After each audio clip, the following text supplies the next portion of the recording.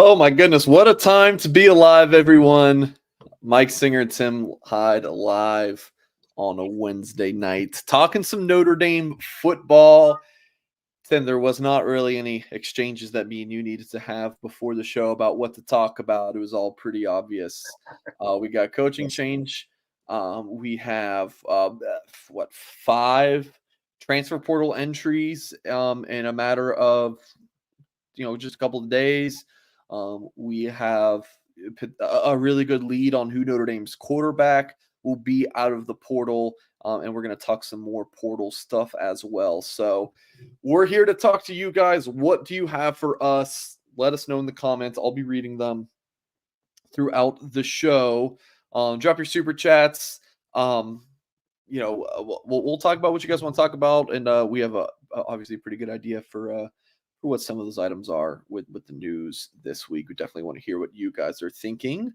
Hit the thumbs up, of course, on this video. Subscribe to the channel for more content. blueandgold.com is, of course, your up-to-date, by-the-minute source for all things Fighting Irish football and recruiting. I see Antoine in the chat. What's going on, brother? See some super chats coming in already. So we're going to go ahead, Tim, and we'll just get to a couple super chats already. How are you doing, Tim? Oh, doing really good. Really good. Yeah. I mean, there's so much darn information and news and stuff to chit chat about. Yeah. Let's just dive in. And it's Notre Dame football, the offseason. Craziness.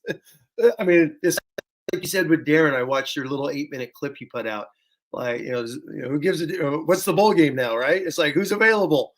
Which to me, though, it's, as I was listening to you, I'm like, it still matters because it's still 15 practices. Yeah. And we're gonna see some dudes kind of like last year. Remember, Snead played a ton more, and some other dudes played more. And we're gonna see a lot of that obviously in this game as well. But when I was listening to you, I laughed. I'm like, exactly.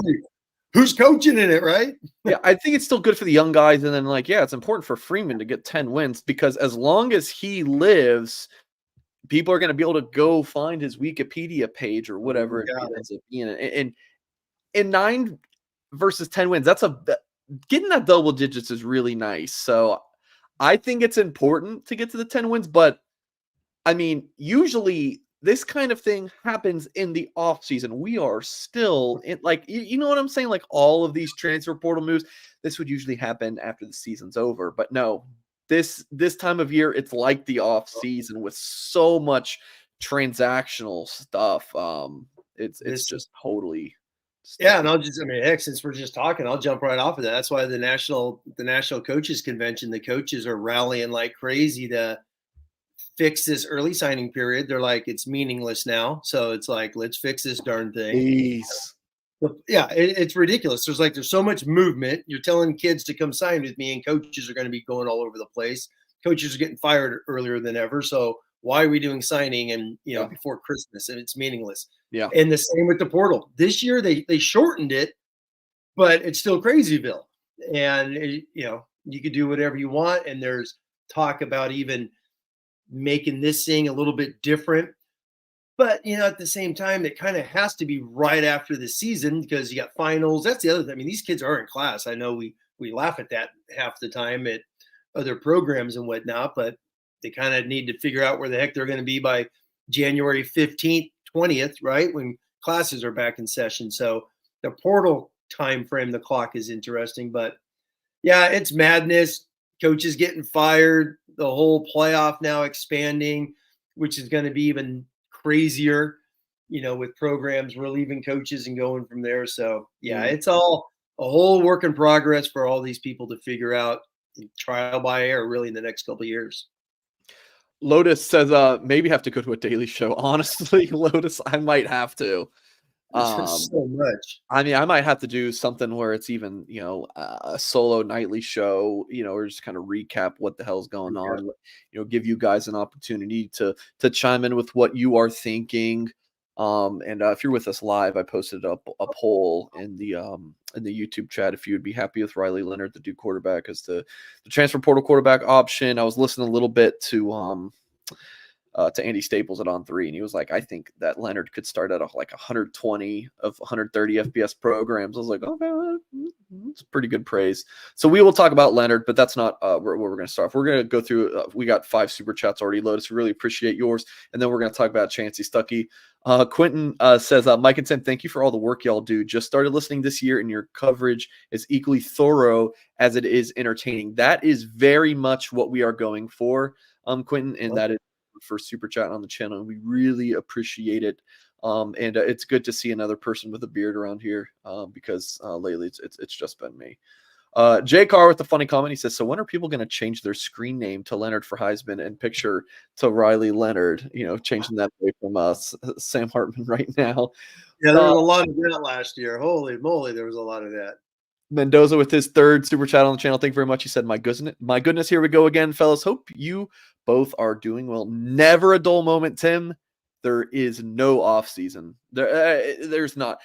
I was talking to somebody today, and who does not know my world of and doesn't really know the football world and line of work. And I saw them today, and they were like, they could see I'm just stressed and like worn down. They're like, Mike, isn't the season over? And I'm like, it's just begun. That was literally my answer. Yeah, Mendoza, that's Mike, it's been 72 hours since the team's been back in South Bend, and it's like it's just madness. Which going back to one of your points real quick was like, yeah, usually it's afterwards, but I think a lot of it is the portal window's smaller this year. Hey, the guys making decisions. Mike Goolsby's calling me. Hey, tell him we're here. Goose, I'm on the show right now. Do you mind if I call you back? Oh, my bad. You're a good one. I love Goolsby. So I was going to have Goolsby on the show tonight, and then I didn't know if we were going to be able to do the show until about an hour ago, and I just didn't want to, yank Goolsby around. He's a busy guy. Yeah, some personal stuff going on behind the scenes that I'll be able to let you guys in on at a future time. But no, it's sorry. Wild. It's the news, and it's like these guys are all making decisions instantly because the portal window obviously opens Monday technically, and it's only open I believe for 20 days that you can put your name in there. So these guys are like, I got to do it now. It's almost like Drew Pine last year. I just got to do it now. I got to go find out where I'm going, take a couple trips, and just move on. I know I don't want to be at Notre Dame, and that's kind of what we're seeing. So throw out some names, Mike, and let's get this ball going. Joey said, Tim, who are your potential candidates to be receiver coach? I am guessing Singer doesn't have a heart next to Goolsby's contact name. Jay Carr knows how to make me laugh in the YouTube chat. I'm guessing this is something that people are going to really want to talk about. We really don't know at this point. I mean, there's names that make sense, like Jamarcus Shepard would be great. The guy who Notre Dame was in the mix we were looking at when they hired Stucky. Can they get Brian Hartline? That'd be ideal, but I don't know if that's probably unlikely. But in terms of potential candidates, like we can throw names on the wall and see what sticks. But from what I understand, Tim, this was really like something that just happened. I don't think like Notre Dame was really had this cooking behind the scenes for a while to let Stucky go and find someone new. I think they're kind of in the beginning stages of that, but I could be wrong. Yeah, as far as candidates, no. I mean, there's guys out there that are outstanding wide receivers, but coaches. It all comes down to what contracts, as we learned last year, right, Mike? So who knows what Notre Dame's going to get, but yeah, I mean, there are some good ones. Tyler Horka put out an article, listed 7 or 8 guys that he had in there. Freeman's got a connection to one of them, who's the wide receiver coach at Wisconsin. So, does he go back to that? But then you got other coaches. That's the other thing. You got McCullough there. You got Rudolph. You got Parker. You got guys like, hey, I've worked with this guy and this guy and that guy. So those types of things. And that's how the coaching world works. And you start seeking out and find the right guy. But real quick, I don't know if you want it. My take real quick, I mean, I'll give it on the Stucky thing is. Yeah, go ahead. To me, in the coaching world, you get canned as soon as you land back in home. And obviously, he did his press conference Monday where he basically said, my plan is to have people back, but you can someone the very next morning. I have a hard time believing it happened quick, unless they just had a shout out. I mean, seriously, that's what coaches do. What? Coaches could have arguments and a yell. It could be just. Why would that make you think that it was something that was kind of? Why would? My humble opinion is probably brewing, and because you don't fire a coach, correct? Yeah, but why would he then say Monday we're going to keep everybody, or he would like to, or whatever is exactly? I mean, you could splice the words all you want, as you said with Darren. Yeah, he didn't say everyone's coming back. He's like, yeah, I like to have everyone back. Yeah, I mean, what coach isn't going to say that on Monday? Yeah, hey, I want to have everyone back. But that's what he should have said is, man, guys, we just landed, for crying out loud. Right. We just got hooked, The fact that he did a Monday press conference was impressive because never, I can remember the last time a Notre Dame coach did that because traditionally Stanford, USC is Thanksgiving weekend. Boom, you're on the road recruiting, as you know. Yeah. I was shocked that they had the Monday presser. So I've seen this comment a lot right here. He said he would like to. He could have, and he didn't, right? Yeah. He could have. He should have just said, you know what, we haven't even talked about that yet, or I go back to he shouldn't even had the presser to begin with. But what he kind of made it seem to be was that I would like to, but I kind of read it as these coaches might have opportunities elsewhere. But he would like to have them back, and then you fire them the next day. I mean, exactly. You could read all of that. I totally agree. But for him, obviously, the very next morning to be fired is could have been a conversation. I've been in, coaching meetings. I've seen when a coach has been fired and stuff of that nature. It's like, especially right after the season, it's either been brewing, either they was just like, hey, who's to say if he doesn't go to Parker and be like, hey, you're coming back next year. So what do you want to do? And they start to have those types of conversations, and maybe you had a talk with Stucky and time to move on. I mean, there's a long history of coaches that have only been at Notre Dame 1-2 years. You hit 3 years, it feels like 10 sometimes. Yeah. So, it really does. I'll be honest, I was stunned. I was like, holy moly.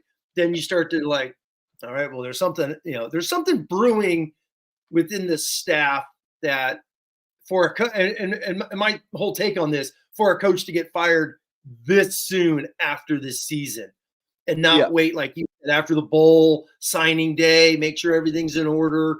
And then you guys start to look around and see what you want to do. For him to fire someone as soon as he gets back to South Bend tells me, they could have been doing some headbutting, during this season. No, I've been working the phones. And that's just let's just say a lot. I've been working the phones a lot. My read on this is that something was brewing, and I think it kind of came, it was the straw that broke the camel's back, kind of like Tuesday morning. So I think this has really come together quickly and still stunned. Freeman had a press conference on Monday. It's wild to me. No, yeah, the press conference, when I heard that he was going to do that, it was all right. It's probably more for Parker coming back, just to at least get that out there and start that flow. Because that's one thing we've kind of learned, Mike, in the last 10 days or 2 weeks. Either these coaches or who's the lady that works there, Katie Lonergan or whatever, the public relations lady, I guess, who's always on, she just must follow everything on earth and just, is always like, hey, this is the scuttlebutt. Who knows? It just sounds like that. When you got Parker saying, yeah, I know what you guys are talking about in the media from Katie, it's like, whoa, are these guys really give a darn what we're saying on YouTube? But who knows? Yeah. And I found that fascinating. I thought that was more to get that out there for Parker, to get a little bit of news. I thought what I found stunning was just a little media release that Freeman did on confirming it. Yeah, he didn't have to do that, and sure enough, he did. I was like, wow, that was pretty interesting because you don't see that, especially when you fire somebody. You don't say, hey, I want to thank you for your time as you get your crap out of my office. It's like that was like, whoa, okay. Yeah, they kind of need to make somewhat of a statement, but we're going to go on to this next super chat.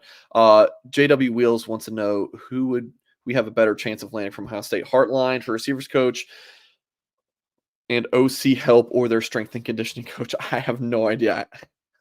I don't know. Oh JW. yeah. Well, their strength coach was Mike Goolsby's strength coach during Bob Davies' time. But yeah, I don't see Mickey coming back to Notre Dame. He's like the highest paid strength coach in the country. So Yeah. he's pretty good at Ohio State. JW Wheels, I appreciate the Yeah, the whole Heartline thing. Let's just throw that. I mean, that's obviously Freeman's buddy, all those good things. But that guy's a Buckeye. He's not going to leave Ohio State to come to Notre Dame. That'd be a hell of a haul. Seriously, I mean, who knows, right, Mike? All of a sudden, in the next 48 hours, he's coming. No, that would be stunning because he's got an OC title. He's not getting out of Notre Dame unless he could. Hey, listen, I posted this on the message board tomorrow night. Exactly, we'll be back tomorrow night to break that news. Holy moly! I posted on the message board this morning. I think it was a pretty good post. You know, this is kind of some rumors and stuff in here behind the scenes, but I was like, dude, Freeman in the pressers and kind of public facing, players coach, very charismatic. Behind the scenes, this guy's a bulldog. Quote, that's what I wrote, bulldog. He will move off of you and get he will do anything to improve that team. Good or bad, you know, if that makes you happy or not. I mean, like he's a bulldog. Just kind of leave it there. So, well, hopefully he is. I'll be honest. I mean, hopefully he is. He's lost 7 games. I mean, let's be honest. He better be a bulldog. You want to count 8 with the Fiesta Bowl, but I don't count that. That was I'm counting the true game, so to speak. But even that game, Mike, they're up 28-7. Where was that bulldog? That's just me. But up 28-7 and blew that game, Mike. Let's be honest. Mike, he's lost 7 games. So if he's starting to be a little tough behind the scenes. No, but he's always been that. Like that's his thing. That's fallen. I think that's what he's been that way. Okay. Yeah, no, because who is his boss at Cincinnati? Fickle, and that's a fickle approach. Remember, I've always talked to you about like Urban Meyer thing too. Those are Urban Meyer, like you bring in. I always talked about the special teams room was the example of how what was the special teams coordinator last year? What was his name? Oh my God. The guy with Brian Mason. Brian Mason would continually bring in all of these different kickers and punters. Like, holy crap, like you have a scholarship punter, just play him. You have scholarship. Like, no, always improving their room. That was kind of like the blueprint for the roster. Is like everything there's no like sitting on our hands and waiting for development. Like, no, it's about improving it right now. It's kind of cutthroat. And I like it. It makes for very stressful Novembers and Decembers here, but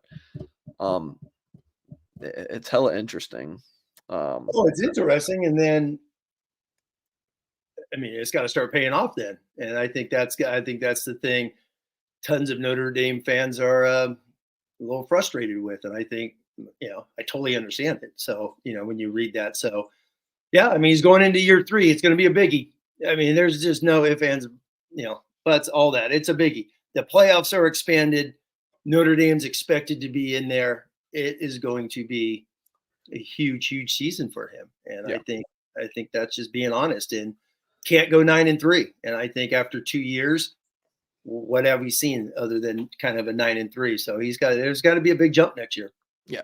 I'll tell you what I need this kind of like what I need during this season that I call silly season is a little bit of Rogue Shop. Tim, the husband and wife outfit, Mr. Rogue, and his wife Shar are craft cannabis farmers who specialize in small batch sustainable plant medicine, a true holistic type of small business. They farm and grow everything themselves, do everything by hand. So this is like a true mom and pop shop. And you can check them out at rogueshop.com. They sell everything from CBD, THC, edibles, tinctures, smokables, bath salts, pain creams, topicals, vapes, candles, soaps, and more. They even have this chat function if you're watching on YouTube at the bottom left hand screen where you can chat with the owners of the store, and they will answer any questions that you have. So check out rogueshop.com if you have issues sleeping, chronic pain, and or anxiety stress issues. And use the promo code blue and gold for 10% off your order. That is promo code blue and gold for 10% off your order over at rogueshop.com. All right, Tim. More thoughts on Chancy Stucky and this departure. I mean, you honestly were like, he was like last year, and after he signed that excellent 2023 recruiting class, like he was like the media darling. Fans loved him, and it's just interesting to see now that everyone's just crapping on him on the comments and whatnot. I'm like, man, this is different than what I remember just not too long ago. But you honestly were not his biggest fan. I will say that. I never got the sense that you were a huge Chancy Stucky guy. So any other thoughts on this news? Well, I mean, I love that, and I'm a big fan of Dabo, so I love that he was, coached under him, learned under him, those types of things. And, I mean, Marcus Freeman even said he spent 2 hours on the phone with Dabo talking about Stucky before he hired him. So, I mean, the one thing he has done is, I mean, the room's better than when he when he arrived. It's been an absolute, it's been a train wreck at wide receiver. It just has. I mean, trying to compete and win the big games with a small wide receiver room, young wide receiver room, those types of things has been tough. So I don't know. I mean, there's people that want to, exactly, Mike. As you said, people are in love with him now. He's not at Notre Dame. Throw him to the wolves. But I mean, he had some freshmen playing really good football. I know they came and we talked even when they signed. Boom, those guys are going to be ready to play. But they still got to come and get coached and get on the field, and they did. No matter if they were ready to play, get two really good programs. Obviously, we're talking about Flores and Greathouse. They still did what was asked of them and got on the field. And then I know Tyree left, but for crying out loud, man, Tyree was the third string running back last year, and this year he led the team in receiving yards. So someone had to coach him. I mean, someone had to coach him and get his butt on the field, and he did. And then obviously you got Faison, for crying out loud. How do you take a guy who he was a wildcat quarterback in high school? He wasn't running curl routes and go routes and post corners. The dude was a wildcat quarterback. Yeah. And on the field, and he's electric as hell. So Stucky did a lot of good things, no matter what people want to say. Things happen in the coaching world. I wish him well. I bet you Auburn tried pulling him when Hugh Freeze got hired. That was all over Football Scoop. So he's going to be somewhere in the South coaching if he chooses to keep coaching. Yeah. Here's the thing, guys. Like, when Reese left, I had no problems, saying don't let the door hit you on the way out, Tommy. Like, I thought Reese was a fine play caller. As the recruiting guy here, I did not love his recruiting. I did not mind when Tommy left, right? I'm just going to tell you guys straight up how I feel about these things. I know Tim does as well. Obviously, Goolsby as well. So we don't really care if these are popular opinions or not. We're just going to shoot you guys straight. The whole Stucky thing, phenomenal recruiter. I mean, he's about to get Notre Dame, or he was, before he got let go, Notre Dame's highest ranked receiver since Michael Floyd, according to the On3 industry rankings. Like, it's not bad. Look at the 23 class. Heck, even the walk-on that I'm sure he was a part of, bringing in and developing. Like, and this 24 receiving class is phenomenal. Logan Saldate, Micah Gilbert, and Kane Williams, all pretty notable risers in the recent On3 class of 2024 rankings. Like, the guy could recruit. And then in terms of all of the receiver room didn't like him. Listen, you guys have lines of work, right? Do you ever kind of bicker with your people you work closely with? Heck, me, Tim, and Goolsby, we all get in arguments all the time. I will be honest, me and Tim don't really get into much, but sometimes Tim and I will kind of get into it. Yeah, hell, even on this show, I was told the whole receiver room was just having Thanksgiving with them. I mean, 6 days ago, like in the family. So there can be this, but also, you put your arms around each other at the end of the day. I'm not saying that's all of the receivers in that room, but the receivers hated him thing, I think that's overblown. And then I appreciate this super chat, BC. The $5 here said Brady Quinn and Gouldsby suggesting what's being reported on Stucky isn't accurate. I know you don't want to speculate, but thoughts. Listen, guys. All I would say is don't just blindly believe what someone is saying, whether it's on a show or an article or whatever. What do I always like to say? Take it as a data point. Right, you're just getting one side of a story. Just don't like run to Twitter and run to your message boards. Be like, oh, this guy's saying this, and that must be true. Hell, like what Gouldsby and Quinn are saying, I wouldn't just take that to the bank. Like I would want to be able to confirm that with multiple people as well. You know what I'm saying? So that's what I think about that. Well, that's a great. Let me just say that. I mean, that's a great point, Mike. It's like, who was in the room, correct? Kids and Stucky and Freeman or whatnot. So all the information we hear, it's always from those not outside the room sometimes, right? So it's always, however, as we like to say, right, narrative storylines tend to get created. So football, politics, life, the agendas all over the place. So yeah. Seriously, somewhere in the with the truth's always somewhere in the middle, right? So you got this side, that side, figure it out, and you believe what as we always, you're gonna believe what you want to believe. So right from there, that's fine. Yeah. That's fine. Hey, all I know is he's leaving. The wide receiver room is going to be better in 2024 than it was in 22, than it was in 23. I truly believe that. Loose emoji always said the truth lies somewhere in the middle. Or usually, at least, because sometimes people are just flat out wrong. But yeah, absolutely. I actually used that loose emoji line today. Real quick, Tim, from JW Wills, another $5 super chat. Thank you very much. He said, if we get Leonard at quarterback, are we setting ourselves up to be disappointed again? 2022, he didn't play any elite teams. 2023 against elite teams was subpar. Actually, Tim, we are going to talk about Leonard. So 2000, just hang on with us. We will talk about Leonard later in the show. That's obviously a big topic for us, but we did want to go through Notre Dame losing. It's actually 5. Wait, yeah, 5. Hold on. Let's Singer update this. Notre Dame loses 5 players to the transfer portal. So let's just go through each of these. This happened in 27 minutes. I know. Tobias Merriweather, Tim. Yeah, that's let's just be honest. That's a kick in the pants. I mean, this one stinks because he's the one that, obviously, the only wide receiver that, and so now as we talk a year or two from now, right, Mike, and we're talking about signing classes, 2022 wide receiver no longer on the roster, right?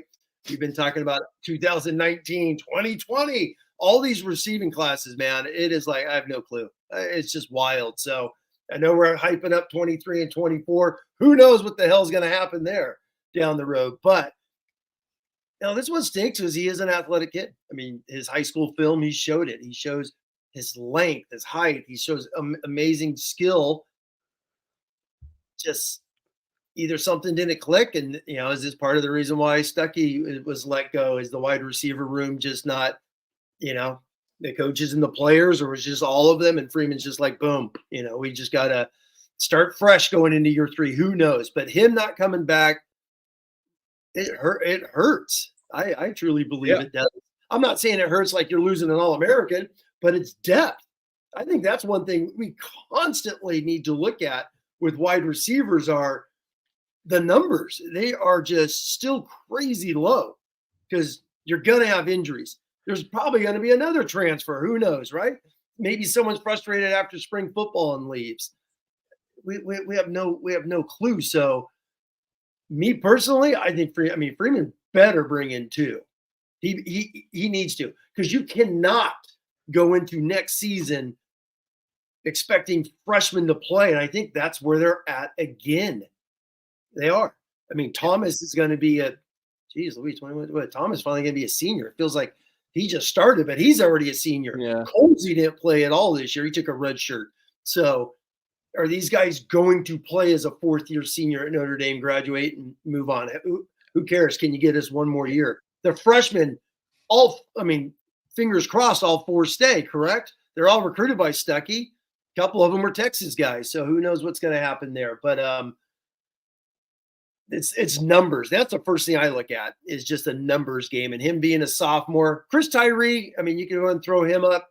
Yeah, the dude played 4 years. let me chime in on Tobias before we go to Tyree. I'm with you with the potential, man. Like, what does Notre Dame need? Speed, right? An outside Z field receiver. Yes, that tall, 6'4", 200 pounds, speed, that deep playability. Totally with you there. But, like, I just have so many questions about why if he didn't like Stuckey's gone. He's gone. I agree. I know. So is it like I just hate Notre Dame? Is it, what is it? I just want a fresh start. Like, I don't know. I mean, we've kind of been up and down. We have been up and down on Merriweather. We were up on him going into the season, and then down on him when we didn't really see a whole lot, right? And then maybe a little blimp of up when he cut that touchdown against Central Michigan. And then kind of back up to him later in the season, start making some plays. He lost some of his playing time, but started making some plays. Hell, he just had one catch against Stanford. It was a really nice snag. We're like, all right, hey, Goolsby, one of Tobias's biggest critics, was like, yeah, like, how about Tobias making a catch? Yeah. And then he goes. It's it's surprising. So for folks being like, he's leaving because of Stucky. Well, he's not here. Exactly. Not here. So man, just to jump off that, you're right. He's gone. So is it he just wants a fresh start, wants to get out of here? But if the issue is the coach isn't here, Freeman's going to bring in a new coach. Still have 2 whole years. So many Notre Dame guys blossom as junior, as you just keep moving. So even he was semi-benched, he's still playing. I mean, we talked about this a couple of weeks ago. He's still playing in the games. He still finished second on the team in snaps as a wide receiver. And the coaches, and this is what drives me nuts with the Tobias talk, is they didn't quit on him because he played in every freaking game. He got targets in every game. They threw him the ball. So it's not like they just said, no, we're done with you. You dropped, the first pass against Navy, we're done with you. They kept coming back to him, which shows at the end of the year. So could have been more of a trust thing with Hartman, but Hartman's gone. So who cares, right? Maybe Hartman didn't trust him because he dropped some balls early. Well, Hartman's gone. Stucky's gone. So what is it, Tobias? So I wish him well. It stinks because he is going to leave Notre Dame. And really his whole memory of him is just going to be potential. He never did it at Notre Dame. I hate to say it, but I mean, seriously, he's above, Jordan Johnson, correct? When you look at big time recruits, at least he caught some balls. Let's be honest. Jordan did it. Jordan left after his 3 touchdowns, 2 touchdowns, 3. Yeah, exactly. Hey, his stats are way better, right, Mike? So, but as far as potential recruiting expectations with Notre Dame fans, he's right below him on that shelf. When we talk about recruits and wide receivers. That's true because Jordan Johnson, what did the media do in 2020? Just ask Brian Kelly all the time, why is he not playing? And then what has it been this past couple years? More so last year, not so much this year. Because Tobias did play last year. Why isn't Tobias playing? So there you go. So Tim, I do want to talk to you about Chris Tyree, but before we do that, I want to talk to you and others about the ticket buying process because it can be something that's stressful, but it really doesn't have to be. And that's where we introduce you to gametime.co. It's not gametime.com. Don't get that twisted. Gametime.co. You find that event you want to go to, you get the seats you want. Those things can be easy, but I don't know, guys. I go to a lot of events, and the purchasing process can be difficult, but Game Time makes this a lot easier. It is a fast and easy way to buy tickets for sports, music, comedy, and theater near you with killer last-minute ticket deals, so you can get relaxed and have a lot of fun. Heck, I see on Game Time right now Sal Volcano is this in the Chicago area? That'd be a lot of fun. I'm a big Impractical Jokers guy, so you guys can go see Chris Tucker. Pentatonics would be fantastic this time of year. So if you're interested in any of these concerts or shows or whatever, use the promo code BGI and you will get $20 off your first purchase. The best thing, they will guarantee that you'll get the lowest price, or they'll refund you 110%. You don't need to plan months in advance for some of these things because you can get the best deal right up to game time. Download the Game Time app. Last minute tickets, lowest priced, guaranteed. Terms do apply. All right, now let's talk about Chris Tyree. This is someone, Tim, like this wasn't a big surprise because we had been talking about like, man, I would love to see Tyree come back one more year. I would get it if he didn't, right? He's played for 4 years here, but what he could do in a 5th year could be really nice. Just get a full another year of receiver film out there. You're comfortable at Notre Dame, but I guess he can just do all of those same things, but do it elsewhere. And by the way, for folks watching on YouTube, please hear me. If you're looking on the screen, it says 2022 to 23 football roster. And it's the same for the next 3 guys we're going to talk about. Notre Dame already wiped them from the 23 roster. So this is the most recent thing I could pop up on the screen. But go ahead, Sam. Wow, well, they already wiped him off the roster. There you go. Already. But Merriweather is still on there. They haven't done that one yet. All right, they haven't gotten around to that one.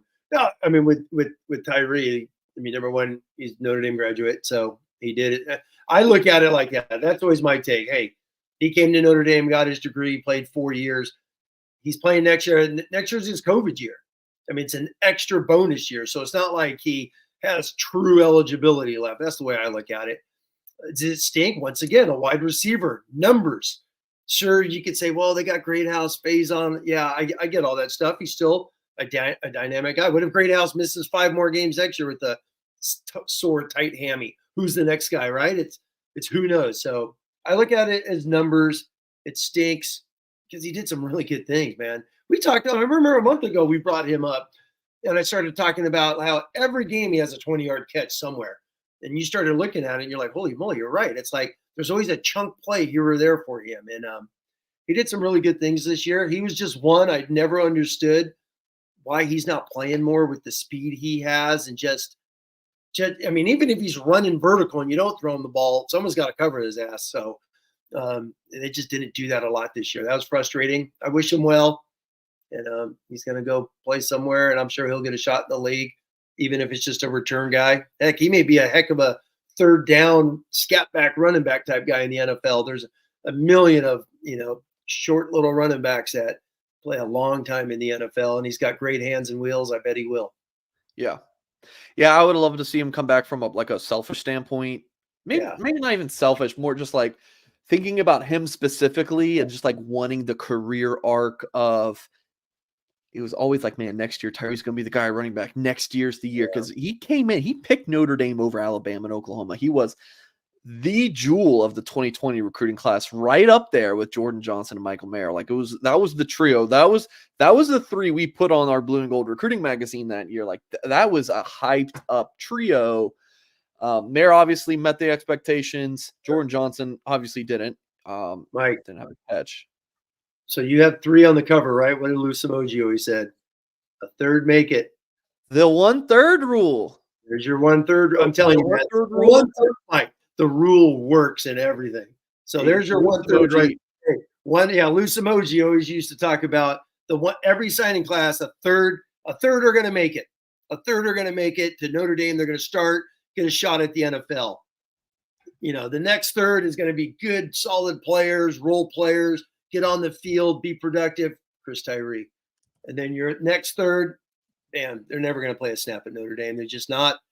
Jordan Johnson. So there you go, Mike. There's your 2020 Blue and Gold recruiting magazine right there. Yeah. Like Lou Emoji hasn't been with us, unfortunately, for 2.5 years. And the guy still, like, his words ring so true. Like, what just an absolute legend. Miss Lou every single day. I talk about him every single day. Think about him. Like I love that man. Lou, love you, brother. What were we talking about? Yeah. So the 1/3 rule is perfect there. Tyree's right there in the middle. But you think like disappointments, like then he moves to receiver. You start to see like the leading receiver, and it wasn't many yards, but like at that position, 484 yards, I believe it was. Like it was really exciting. Again, just kind of like to see that arc finish with him coming back and getting another full year receiver, that would have been nice. But I get it. Like, time to go. Notre Dame's not the easiest place in the world, to go to school and everything. So you spent 4 years here. You want to go. I get it.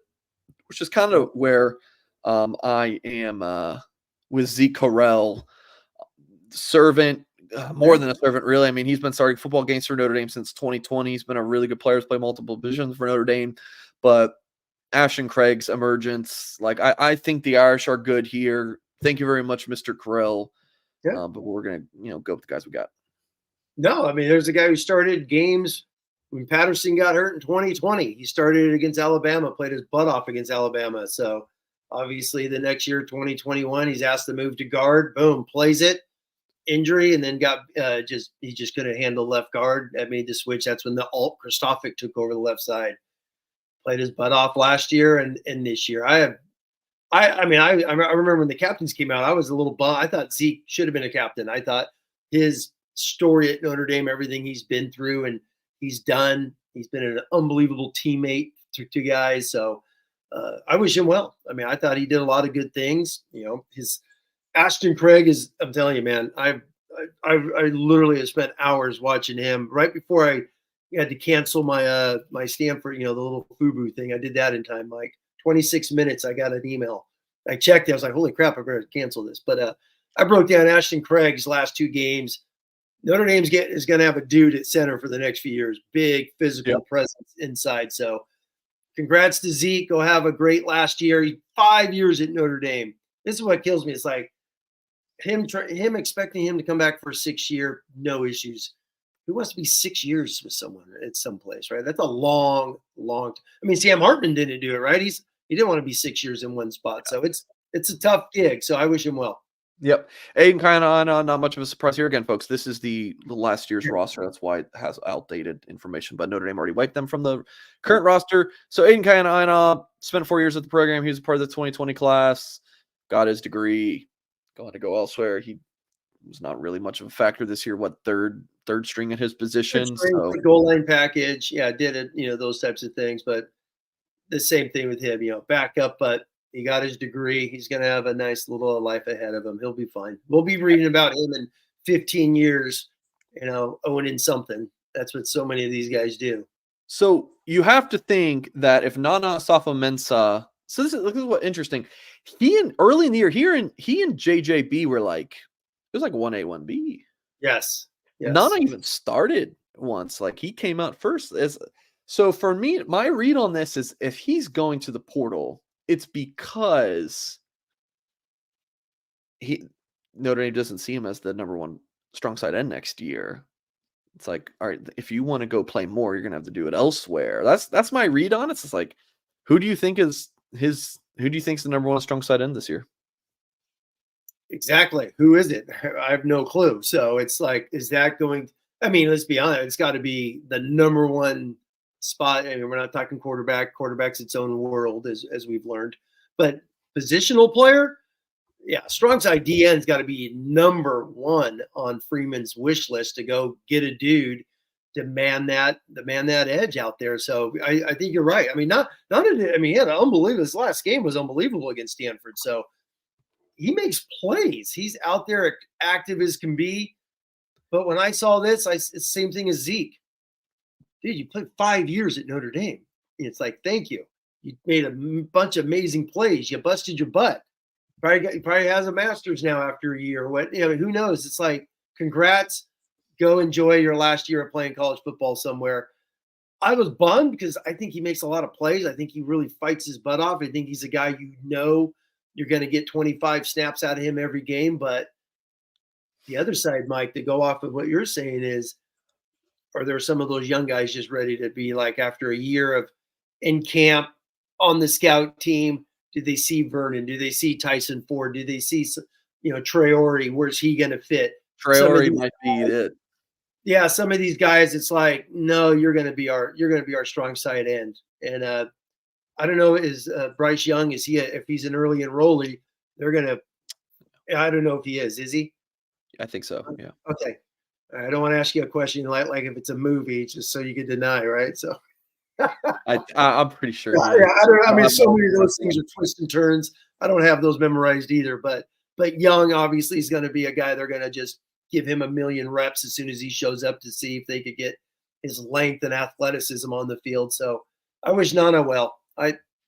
I mean, he's played a lot of football the last 2 years. Yeah.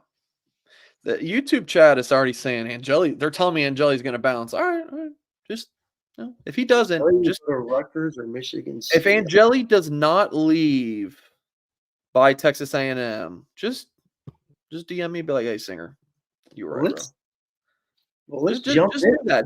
Just please do that, folks. If you're like, Steve Angeli is leaving, Singer, I'm telling you, just remember that. Just remember this moment, and then if he does not, then just shoot me an email or tweet me or something. Be like, you know what, Singer, you're right. He's not leaving, because I'm telling you guys, I don't think he's leaving. And let's just jump into that. Why would he leave when he could win the job in the spring, or he's a snap away in the fall? Correct. I mean, or you can go. You can't. The grass isn't always greener on the other side. I don't think Steve Angeli is interested in playing for a 4-8 Pitt team, maybe getting to a bowl game with Rutgers. I don't think Steve Angeli is interested in that. I don't think he is. I think he wants to stay at Notre Dame. And that quarterback room is pretty tight. Like for the spring, when Hartman came in, it was Angeli and Minchie and Buckner. I think that room was pretty darn tight. Yeah. So if I'm Angeli, I go see my buddy Buckner. Yeah, or leave greener pastures. And it is Alabama. I get it. But he's the number 4 quarterback. Yeah. I mean, I'd probably scare me shitless. I don't know about you guys. So no, exactly. He's number 4, and he had a legitimate shot to lock in number 2 this year. Right? Yeah, we talked about that before that decision.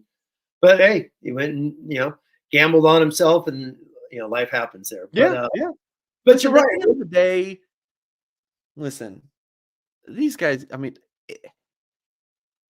Steve Angeli stays in Notre Dame, gets his degree. That's fun. It's not bad. It's not bad. You get a Notre Dame degree. That's good. That's good. Tim, you made a good point. Get your degree. If you stay, you get your Notre Dame degree. Kind of look at you like we love when the guys stay for 4 years. At that point, you do your thing, but we do like when the guys stay. So yeah, and man, Mike, I'm just thinking of names flashing in my head. It's like you're talking about the grass always greener. It's like, what quarterback has left Notre Dame that went on to be a dude? I mean, Jurkovec, obviously, it was not. Zaire was not, where he transferred for a 5th year and got out of Dodge. It's horrible at Florida. Golson at FSU. Keel had a great year at Cincy. One really, really good year. But really, I mean, I think I did this on the message board a couple of weeks ago. Someone was asking. I started looking up old names. Like the last one to truly be good was like Jake Kelcher from Rick Meyer's class, who went to West Virginia in 1993. West Virginia went 11-1. 1993, Mike, I think, was the last time a Notre Dame quarterback went somewhere and tore it up. Yeah. So I'm kind of with this comment here from Indy Nation. He says Notre Dame had no dudes in the first place. Yeah, what about Notre Dame quarterbacks who just panned out in general? I mean, how many of those have been panned out at even Notre Dame? The percentage is kind of low. No, exactly. So no, I don't. And that's the constant scuttlebutt of someone's always worried about who's going to be leaving. Well, if someone leaves, then I wish them well. Those who stay know they're a snap away, and it's who's to say? Hartman, I mean, that's one thing. Looking back at this year, he durable as could be. I mean, never missed anything. Yeah. So didn't even get hit where he had to come out for a snap and fix his belt buckle or something. It's like, no, he just kept playing all year. So yeah, the odds of that are always slim at quarterback, as we've learned. Yeah. Super chat from Craig. He said, go get 2 or 3 guys in the portal for receiver. I've already been told it's probably going to be 2 at minimum. So I was told 1 to 2, but I think now, since I heard that, could it be 3? I don't know. Maybe they end up at 3. But it should be 2. But we'll see kind of where. Yeah, exactly. And can they find a senior who's got 2 years of eligibility that they really like? Because Thomas and Colsey, if they stay, which let's just assume they are, right, they're going to be seniors. That's going back to the you're saying, Mike, get your degree and move on. So. Yeah. I mean, they're going to be seniors. Who's got 0 in the junior room now with Tobias Kahn? 0. Yeah. How do you have 0 and 1? 0. and Colsey and Thomas, Styles bolted, so 2 out of 3 still left there.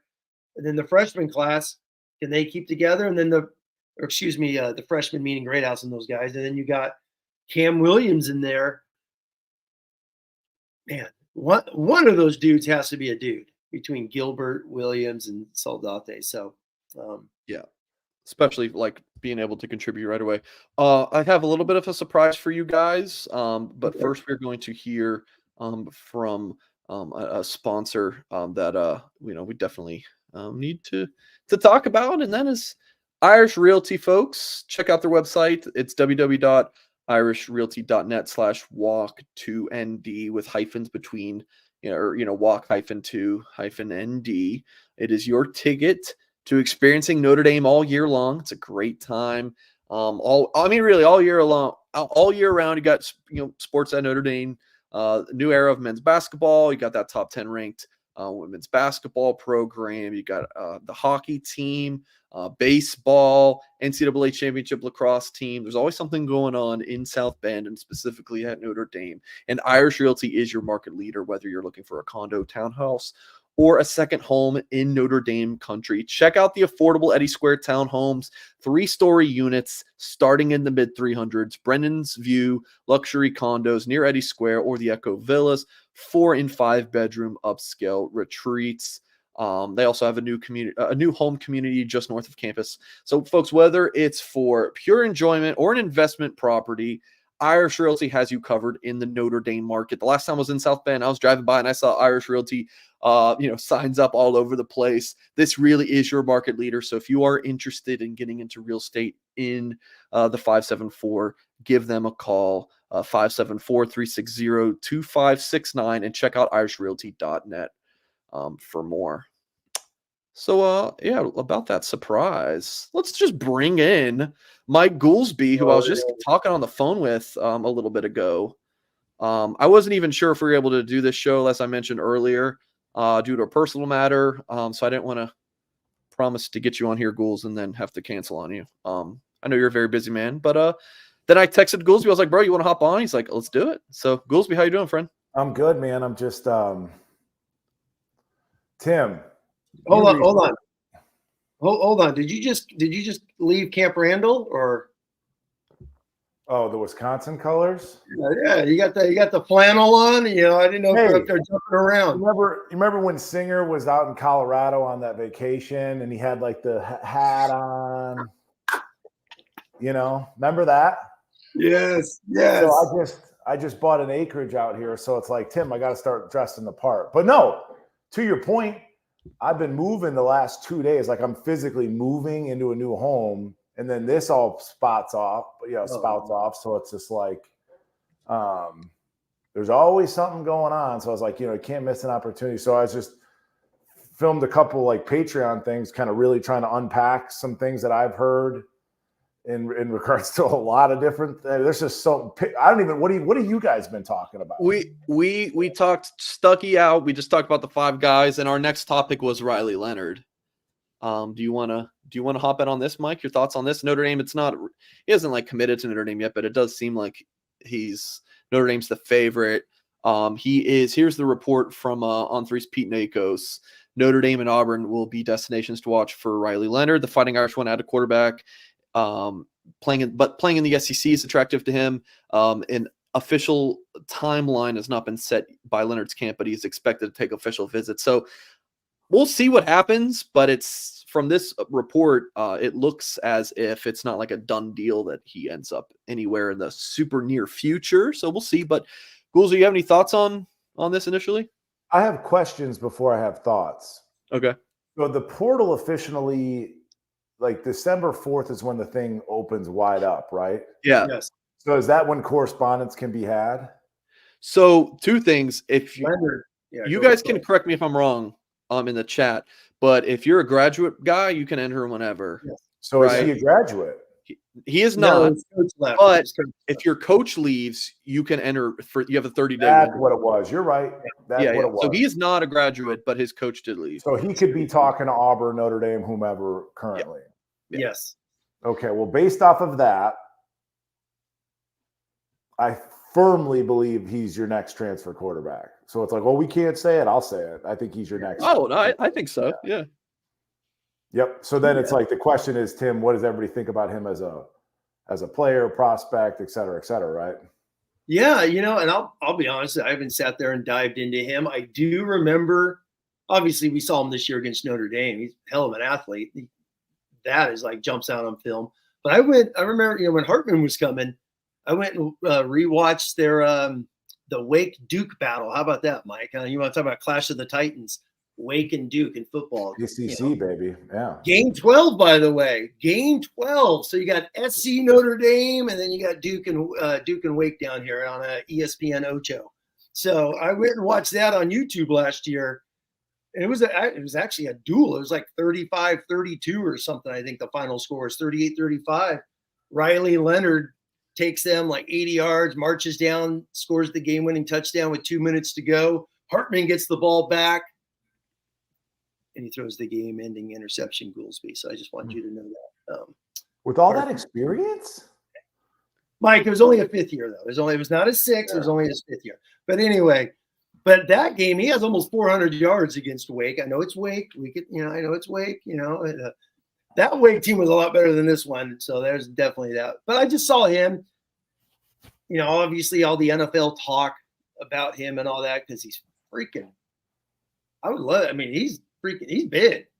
Mm-hmm. He's big, tall as hell. I mean, you see him on film, and I need to go back and rewatch the Duke game. I haven't done that. The whole game, on YouTube, or if you have it on your DVR, all the people out there, ACC Network has it on their YouTube page. You could go back and rewatch it. So, I think he was only like 12 for 27 against Notre Dame, which at the time, that's a good thing, right? So Notre Dame stuffed him all over the place, but he could run. He's an impressive athlete. Quarterbacking, he could throw and all that stuff. He just looks, he's definitely not Sam Hartman when it comes to as far as experience, 307 games under his belt, things of that nature. But athletic-wise, quarterback-wise, man, I'll be honest. If he was on this team, they're 11-1. I mean, they truly are because of his athleticism. I'm watching him and I'm like, oh shoot, man, he's making this play. He's going to make that play because he probably runs for 2 touchdowns against Ohio State. Tim. So when he runs, his runs, because I remember he kind of stunk it up the first half against Notre Dame, and this is obviously your memory gets foggy. And I remember, I think what kind of got him going in the second half was a designed run, but it was a designed run. Yes, Tim. Yeah, it was off to the right of the left, his right-hand side. I remember. Yeah, remember that run? Watch it, but yeah, you're right. They had a couple design runs, and then he had a nice scramble. I look at him as but dude, 11-1. I'm going to try and stay out of the weeds on quarterback talk until I can go back and watch more film. But I'm only saying 11-1. Hold on, I'm only saying 11-1 because he's really athletic. And there are going to be plays, and this is the Mike Goolsby principle on page 3 of quarterback play is you got to be an athlete. You got to be a guy that can extend plays. Mike, he's going to extend plays, and that's what I saw in what they needed at times this year. He couldn't even move out of freaking pocket against Louisville. He couldn't even shuffle right or left. He probably gets out of some sacks again at Louisville and whatnot. So I'm not saying he's a first-round draft pick and stuff like that. His athleticism, the dude could throw too. He's got a stronger arm than Sam Hartman. That shows off instantly on film. So, maybe 11-1's a little too wild. Maybe that's a little too singerish. It's fine. I'm just letting you read it. 10-2 to be safe and cuddly. How's that? But I thought what did you have the preseason record with Hartman? 10-2 or 9-3? Publicly. Yeah, I had 10-2 in my one caveat. Damn it, man. I should have just gone with it. I got him. I had 31. We were going to be 10-2. I had 31-30 Notre Dame over Louisville. I was like, man, that's going to be the hardest. I thought that was going to be the hardest game for Notre Dame. I should have just manned up Goolsby and just said, you're 9-3. You're losing at Louisville. I gave the Irish 1-point win. I seem to remember. I felt like I talked to you, Singer, when we got off the air. Was it Duke? We got off the air, and I said, off the air, I told Singh, I was like, we're going to lose to Louisville. But, so it's 10-2 supposedly, or supposed to be with Hartman, and we'd be 10-2 for sure had we had Riley. It's funny how all this quarterback stuff, it's madness. I just look at him as he looks bigger than 6'4", Tim, and he looks much heavier than 215 or whatever he's listed at. Yes. He looks like, I mean, Cam Newton is a monster of a human being, but he's like, when Cam was playing still, remember they used to do the post-game on the field interview, and it was like Steve Young, Ray Lewis, and everybody was standing there. And these are all, he was a giant standing next to like a Ray Lewis or whatever, who's probably 6'1". But he looks, his stature, like the thickness of his legs, the length of his legs, he reminds me just stature-wise of like a slightly shorter Cam Newton. I don't know if his hands are as big. I'm not saying he's Cam Newton. But then the other thing when I think about him as an athlete, and we talk about him running, I'd love to go back, Tim. You're the chart master. Chart how many of those runs are design runs versus how many of those runs are just creative runs. Because like when I see him running, it's more of a design run. He seems to have like build-up speed, Tim, versus like Deuce Knight. When he wants to go, I'm gone. Does that make sense? Oh, yeah. He's not shot out of a cannon versus he's got some, once he gets going, he can run. But he does have a big arm. Yeah. And that's really all I have thoughts on thus far, outside of I'm pretty confident he's our next transfer quarterback. No, I'm with you. Yeah, I need to rewatch and then oh my God, boys. And then it goes beyond, the room. You want 4, Tim. You want 4, right? So right now you got Hartman and Angeli Minchie. So you're going to lose Sam, so you got down to 2. You're going to pick up Riley Leonard. You got a preferred walk-on in Omaha product here in Anthony Rizak I'm pretty familiar with. And then you're supposed to add CJ Carr. Yeah. I'm a little, not worried is too strong of a word, but I'm just curious to see if, Riley Leonard gets announced as our quarterback December 4th. Signing day is until what, December 20th, Tim? 20th, yeah. That's 2 weeks for some coaches at other competing college football programs to lob some calls into. Are we prepared as a fan base? Not saying it's going to happen. This isn't speculative. I haven't heard this. This is just me talking shit. If you lose a CJ Carr over picking up a Riley Leonard for 2 years, is it worth it? I would. I mean, it could happen. I mean, in terms of the timeline, who is CJ Carr's number 2 school, Mike? Michigan. If I'm hypothetically, if I'm Michigan, be like, hey, just so if you're not aware, this is the 3rd transfer quarterback they've signed in 4 years or whatever it is. Are they ever going to develop kids there? You just fired a wide receiver coach. It's interesting. He only has 1 year. He has 2, Mike. He has 2. Yeah, he has 2 if he wants to take it. No. I've heard that multiple times. He has 2 years. Look. Freshman in 2021, played in 7 games. 2022, look at all that he played in. He's a true senior. He's going into his 4th year. He doesn't get a COVID year. No, you're right. Last year. Yeah, this is it. He has 2 with a red shirt if he needs a red shirt. Yeah, he can red shirt, but he can't. He has 2 years to play one. He only has 1 year, Mike. No, because I'm with Goolsby. I keep hearing all this 2, and I'm like, how's he have 2? Yeah, I've heard 2. Good job for pulling that up. I've heard 2. Yeah. Well, we're doing this again.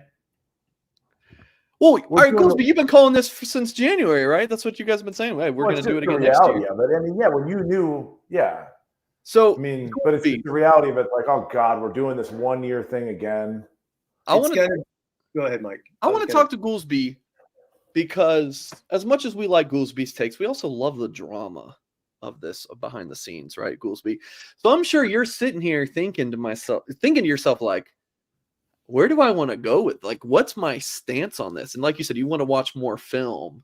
But I know from your stance early on Hartman, that kind of set the tone for your entire year, Mike. from the message board You're interactions. trying to pull something out of me, you son of a bee. Mike, no, I'm not. I'm just setting like what's kind of your mindset moving forward on where you're gonna land on Leonard, because you touched on this earlier. I just wanted to go back to it. Like, you just want to watch more film and then kind of come up with your thoughts on him. Yes, I shared some on the Patreon, and like I said, that last year, dude, I took a lot of heat for like the Hartman thing. I did, man. You did. I took a lot of heat, like, and I've said on air, like, I'm sensitive, man. So it's just like, so yeah, I'm not that I'm, gun shy or anything, but I'm just like, let me think about it, because people are watching. People do consider what you have to say. But that's my initial thoughts. He's big. I think he's maybe a little bit overrated as an athlete, because if he was that athletic, like, oh gosh. But he's not a zone read, boom, take off type guy.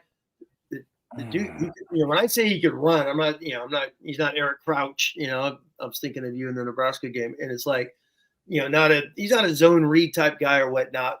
But he could. I mean, he'll run quarterback ISO right up your ass if you let him. That's the argument I'm creating. I'm trying to say, Tim. It's just a question. Spontaneity. The pocket breaks down. Can he get himself out of trouble, or as a runner, or is it more design runs? Oh no! I've seen him scramble. He could get out. He is going to. Yeah, he could get out of dodge. I mean, Buckner got out of dodge really well. Pine couldn't. Cone could not. Hartman. But I see. Hartman only did 3 times this year. I see. But let's be like very specific here. So like, and again, Buckner. I've tried not to ever mention his name as much as I cared about the kid. Loved the kid as a player. Buckner to me was more darty. You understand? Like when I talk about a water bug, sometimes when I'm training kids, I talk about a water bug, bink, bink, bink. When I see Hartman, it's like, okay, it's always a rollout. It's a long escape. I see Riley Leonard having these long escapes versus he's darting around in the pocket and shakes free. You see me? You with me, Singer? Yep. That's how I see it. Because I'm like, I'm not like, if Riley Leonard steps up and I'm in a zone drop and I'm not going to miss Riley Leonard in a phone booth. I might miss a quicker quarterback. Again, I'm going to hang on to Riley Leonard. Somebody else is going to help me take him down, but he ain't going to make me miss the way a Buckner. Deuce Knight might. Yeah. I'm trying not to say Buckner, Tim. I know, no, because there are parts of his game that are much like, the strengths of Tyler, what Tyler had. Tyler was fast as hell. I mean, Tyler would take off in a blink of an eye. I mean, there's so many games.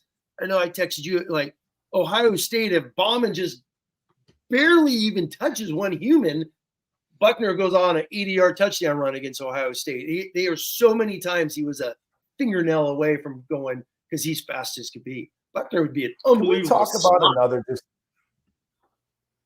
we talk about? Go ahead. I'm sorry. Go ahead. Go ahead, Tim. Oh no! I was just trying to compare like an athlete. I don't think he's as fast as him, but man, he could run. He could run. If he gets out in the open field, he's going to hurt defenses just like Ian Book did, and make. I would say he's faster than he is. He's faster than he is sudden. He's faster than he is quick. Yeah, I'm not saying he's like slow-footed. He's just a big guy. And like, again, like Cam Newton could out physical people, and he would set you up with a little stutter step or whatever. I mean, he's the first pick overall. But yeah, I see him as a big runner.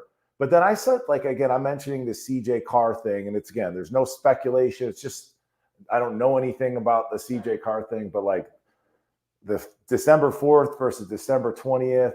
Are they going to get another transfer quarterback? If I'm recruiting against Notre Dame, that's the path I'm taking, especially coming off the firing of Stucky. But people love this, Tim. People love, and you'd probably know this better than anybody as a coach, man. People are like, oh, well, Buckner could have learned under Hartman. Carr can learn under Riley Leonard. It's like, folks, he's here for 8 months. He's going to try to get to the NFL. Sam Hartman, watch the games. He wasn't even talking to anybody during the. So it's like, oh, they're all going to learn. It's like, no, Tim, you learn by playing, especially at that quarterback position. Can we put that to bed?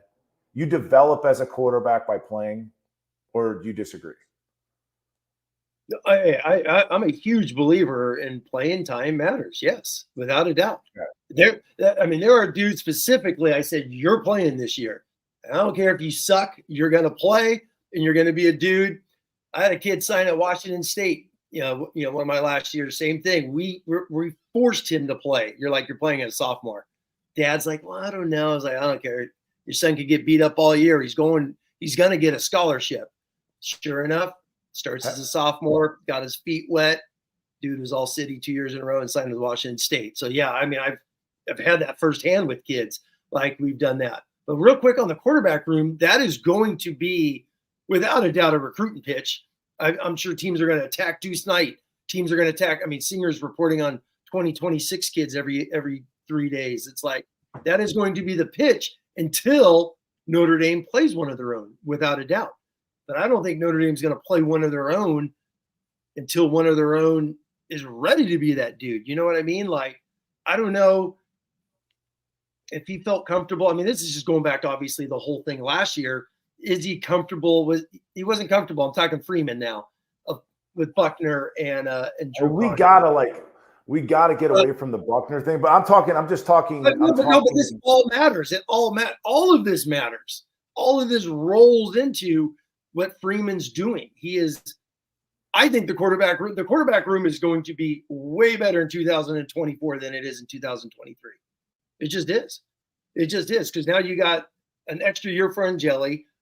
Minchie's going into his second, and now Carr. So if Angeli before you jumped on Goolsby, someone was saying Angeli's going to leave. Okay, so if Angeli leaves, is the threesome of Riley Leonard, Kenny Minchie, CJ Carr better than Sam Hartman, Angeli Minchie? Hell yeah. Is it better than Tyler Buckner, Drew Pine, Steve Angeli? Yes. So I think 2024 is going to be better, and it's going to be a battle for number 2. I think it's going to be a true battle for number 2 between Angeli, Minchie, Carr, whatever it is. One of those guys is going to rise up after spring ball, be the true number 2. And then, we'll find. Deuce Nice comes in 2025. Let's say he sticks, but come on, no one's going to expect him to play till 26, 27. So it's wild when you think that far. You said we get all that. I'm saying you said when the coaches feel like they're ready. When a coach feels like a kid's ready, let me talk. When a coach feels like they're ready. So it's like, well, we knew Sam Hartman was ready, but then because he's been playing for 5 years, but then week 10, week 11, Freeman's at the press conference saying, well, he's still learning a new system. So 5 3/4 years into it, he still ain't ready. So we're gonna assume that Riley's ready because he's played for 2.5 years because he hurt his ankle. But it's like, okay, so that those guys are ready because they played. But then you have a room full of kids that have never played. So how are they going to become ready? And you're going to say practice. No. He doesn't think those are the dudes that are going to win him football games. No. You said they got to know that they're ready.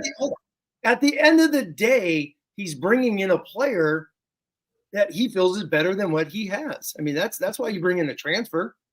This transfer is coming in because he's better than what I have. No. Obviously, we have to get one of these guys ready. Tim, when you run for Congress, I want to Goolsby, why is he bringing in transfer quarterbacks 2 years in a row? Why? Because they're better than the quarterbacks on the roster. Why did Sam Hartman come? He's better than Drew Pine, you didn't know the answer. Steve Angeli. Well, I think you brought in Sam Hartman was to take heat off of Parker being a new offensive coordinator. I think Tommy Reese was the OC. Tommy Reese was the OC. What are you talking about? Well, he's on the way out.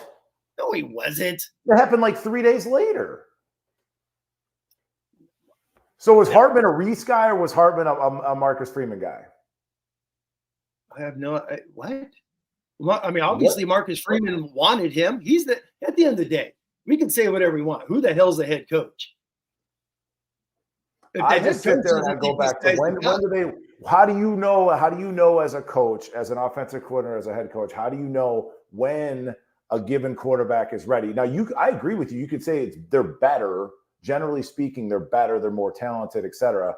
But when we pick a Carr, when we pick an Angeli, when we pick a Minchie, and they haven't started because you keep getting transfers, I'm not, you know, you don't need to have the answer. I'm just thinking philosophically as a coaching staff, how do you sit there and go, okay, we knew Hartman was ready. We knew Cohen was ready. We knew Riley's ready because they played, but you've got a stable full of guys that haven't played. So how do you know when those guys are ready with no playing experience? Man, that's true coaching, practice, film, gut. This guy does it all the time. You see it all the time. He's kicking butt in the scrimmages and spring ball training camp. You know this dude, if I put him in, he's ready. That's what the coach is, which leads me to believe. I mean, why Leonard's coming here is he doesn't think so-and-so is going to be our dude against whatchamacallit, A&M, and on and on and on. So it's still going to be a battle for number 2. It's going to, I mean, the fact, even with Sam Hartman, we talked about this earlier. It's like, we could say whatever we want about him. The dude survived 12 games. I'm always blown away when quarterbacks play 12 games. I mean, he never had a belt buckle break, a shoelace break. He was durable as high hell all year long. So can Riley Leonard do that? Heck, he missed a bunch of games this year. He did it 2 years ago, but he missed a bunch of games this year with the turf toe and the high ankle sprain Notre Dame gave him on the last play of the game. So who's that next number 2? That's when you truly know when they get on the field. So Angeli got on the field this year, but did Freeman be like, yeah, all right, boom, that's our guy. That, he's the true number 2. That's our guy. That's why I know Singer hates when I say it, but is he wowing them at practice all the time? And it's like, man, where are the insider reports, quote unquote, that are like, he's kicking ass in practice. This is our guy. We're going to go with him. They don't have to go to the portal. You're correct. They don't have to, but they're doing it for a reason. Is that it? Yeah, I'm just yapping, just wrong. But I mean, it is a fascinating talk because when do you love reading comments? Hartman's influence was felt in practice. He talked in practice. Asked the quarterbacks in the room, as if this gentleman or lady talked to the quarterbacks in the room. The comments are like, "Oh no, this is what happened." It's like none of us were there. I don't understand how a young quarterback. I mean, you have Sam Hartman is out there playing, and I'm talking about going back to the narrative. Like all these younger guys are going to learn from Hartman. They're going to learn from Leonard, and it's like you look at Hartman during a game. He's only talking to Gino. Gino's not going and talking to the other quarterbacks or whatever. This is a 2-man operation between his private quarterbacks coach and Hartman. Hartman's not running to the back, going over the iPad with Angeli. That's not happening. Oh, it happens at practice. Okay, I'm sure it does. Meanwhile, Hartman is still trying to learn the system 11 weeks into the season, yet he's teaching young kids how to operate in it. So hold on. What starter is going to hang out with the redshirt freshman on the sideline during the game? Hell no. You're going to go talk to your damn coach. Talk to the OC. No, for sure. But they'll do it in practice, right, Tim? Well, that's practice. Yeah, practice. Come on, practice, man. You're always back there bullshitting with your buddies, hanging out when it's time, or in the film room, hanging out, watching film with guys. Come on. During a game, is not a time to go chit-chat and chill. You're playing a football game. I was a starter for a couple years in college, and I wasn't watching film with freshmen. I was trying to get to the NFL or whatever. Then that's your leadership style. That's what you did, so to speak. There's tons of people that have said Hartman and others. How about freshman O-linemen? Let's just go there. I think no, Tim, don't do that. You're argument again. Hold on. I'm not even going to listen. We're talking about a quarterback. Now you're trying to talk about freshman offensive linemen. Mike, let's shift the conversation. Mike. Steve Angeli's had press conferences. Kenny Minchie's had press conferences. Every time Hartman's been asked, Goodouli's had press conferences. Parker meets with the media every single Tuesday. Every single Tuesday, Parker's met with the media. Go back, listen to them all, and chart how many times Hartman's brought up in his comments on there. Is it coach speak? Is he lying? Hell, who knows? It is at least he's talking about him. It is a press conference. Of course it is. So you're saying the players are taught to lie? Every single time Hartman is brought up with every player, because players might correct me if I'm wrong. That's what media training is. So let's go in live stream. You don't tell the truth in front of the media. Hold on. So these guys are trained at Notre Dame to go to the media and say, and because they've been trained to say how much Sam Hartman's helping me. When Joe Alt talks about Sam's influence as a captain, he does nothing but praise him. He's trained to do that. That's not those what aren't. I'm saying is, so if Steve Angeli gets in front of the mic, he's not going to go, well, first off, let me just thank my Lord and Savior Jesus Christ, and let me thank Sam Hartman, because without Sam Hartman, I wouldn't be second string. Listen, he's answering a question from a Tyler Horka. Or let me finish, Tim. Tyler Horka is going to ask a quarterback, a backup. No, this is how it goes, Tim. He's going to go, hey, could you tell us about Sam Hartman's influence on your development? And they'll be like, yeah, Sam's been great. He's been a great leader, blah, blah, blah. That's, of course, what he's going to say. Now, is he lying? I mean, he's not going to say, like, yeah, no, dude, I don't hang out with him. Like, of course he's going to say that. That's all I'm arguing, Tim. My big argument is that these young quarterbacks need time to play, to develop. They don't learn a whole lot. It's like watching Sam Hartman. Now, the NFL's different. Now, you could watch Zach Wilson. The way Zach Wilson throws a ball now looks a lot like Aaron Rodgers. It just does. Like, you can tell they've spent time, but that's the NFL. That's not the 20-hour week rule in college.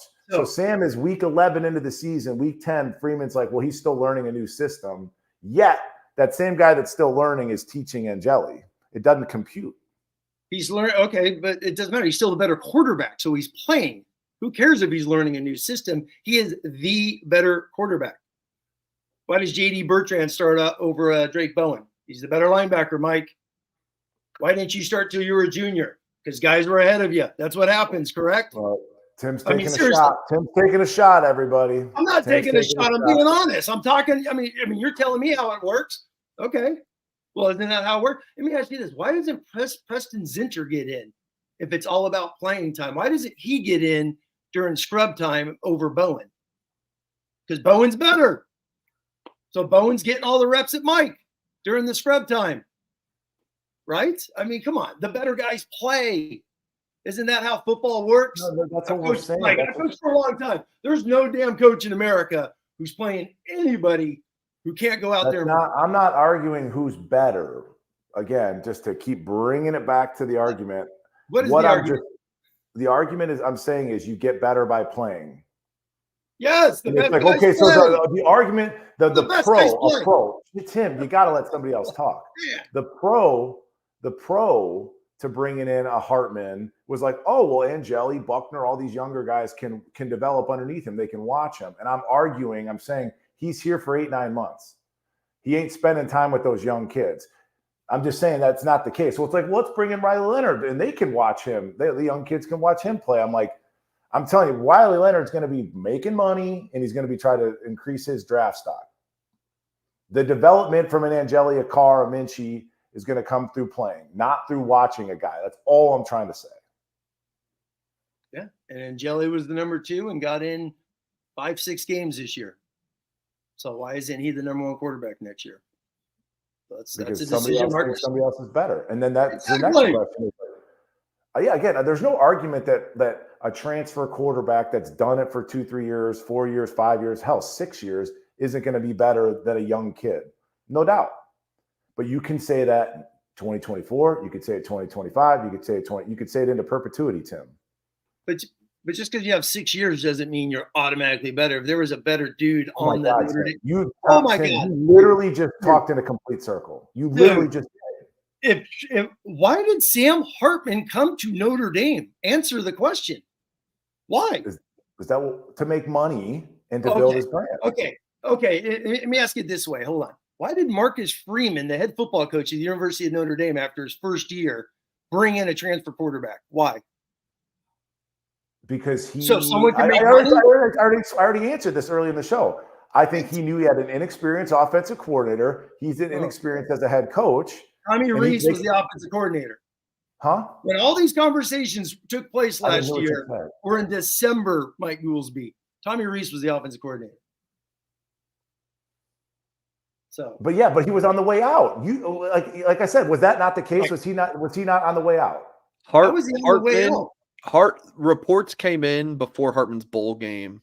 That was at the end of December that he was going to Notre Dame. Reese got hired in early February. So there's a little bit of time. But there was always a contentious thing between Freeman and Reese. Always. Sure. Yeah. February 3rd. So you got and you could sit there and be like, well, Reese recruited Hartman. And I'm saying based off of what I know, Hartman was attached to Freeman. Reese was attached to Buckner. That's what I know. So Marcus Freeman, the head football coach, brought in.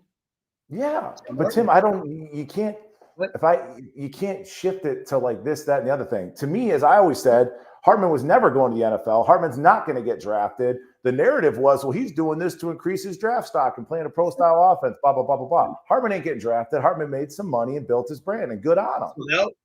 What? Man, I'm lost. So the whole narrative the whole narrative of 2023 was to pay Sam Hartman? What the hell? That was just my opinion right now. Huh? I'm sorry, Tim. I'm saying that was my opinion. You asked why did Sam Hartman come to Notre Dame? That's what you asked, and I said to make money and build his brand. Yes, to be the starting quarterback and to be the starting quarterback at Notre Dame. That's what he was. That's what he was. Yeah. Was he not the starting quarterback? Yes, he was.